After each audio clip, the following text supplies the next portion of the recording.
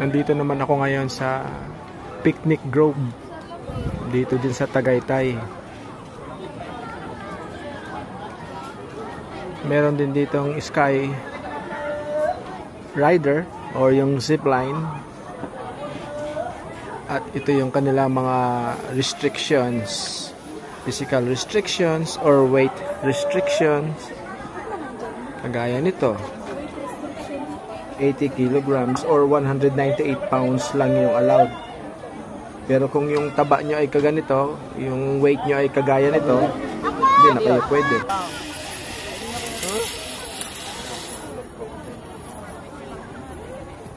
Ano lang pag nag-stop.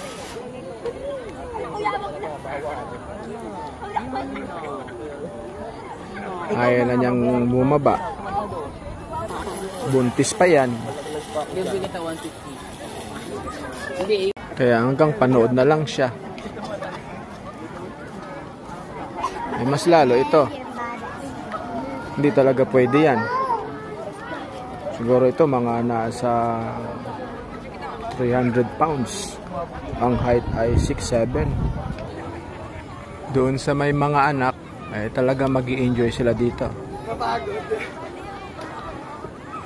Doon naman sa magpapakasal pa lang, pwede din dito. Mag-i-enjoy din kayo. Pwede din kayo magdala ng pagkain. Yung cottage 150 or 300 depende sa laki ng cottage. Wala nang may nasakay kaya yung crew na lang mismo ang sumakay.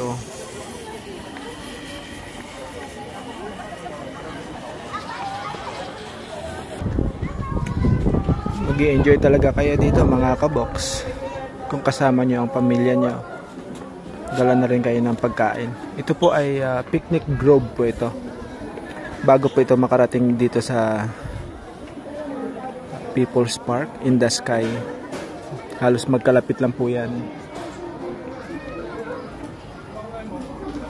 Marami pong mga cottages dyan.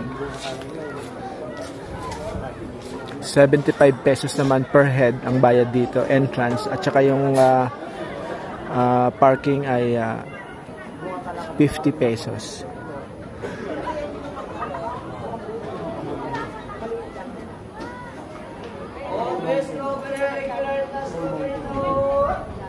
Mahamog na po at alas 4 or I mean alas 5:30 na pala.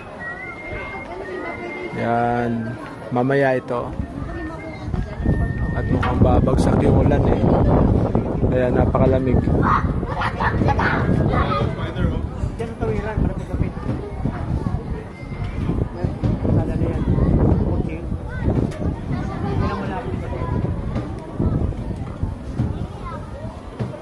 Yan po yung Mount Taal na kung saan ay sako po ng Batangas yan.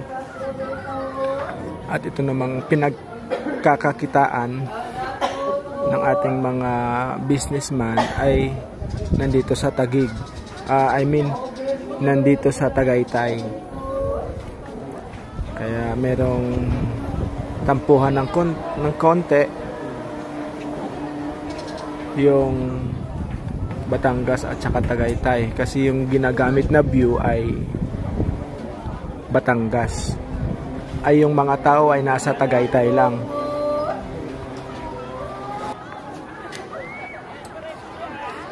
Ganun pa rin mga kabox, wala pa rin pagbabago at ito pa rin yung Picnic Grove.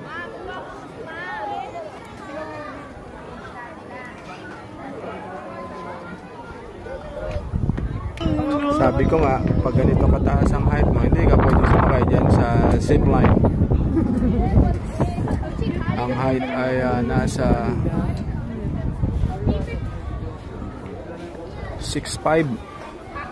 Ang weight ay 300 pounds.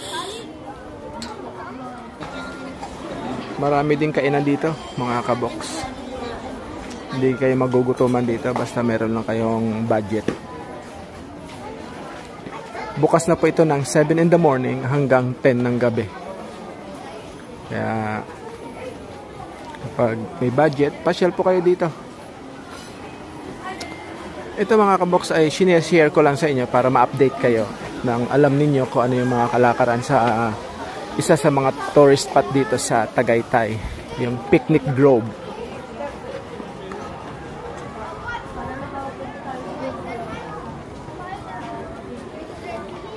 Hanggang dito na lang po. God bless us all. Thank you for watching.